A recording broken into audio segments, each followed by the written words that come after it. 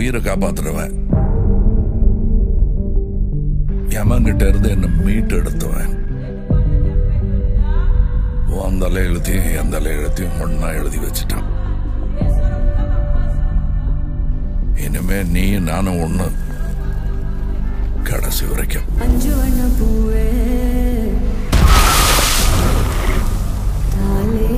நான் 8 அடி பாஞ்சா நீ 18. 16. சரி கணக்கு புள்ள. உள்ள இருந்து நான் பாத்துக்கிட்டு இருப்பேன், வெளியே அமரம் பாத்துக்குவான். அமரம் தான் எல்லாத்தையும் பார்த்து பண்ணா நான் என்ன இதுக்கா? எனக்கு ஏதோ சரியா படல, நீங்க இப்ப போக வேண்டாம். Madam, I am your only Adam.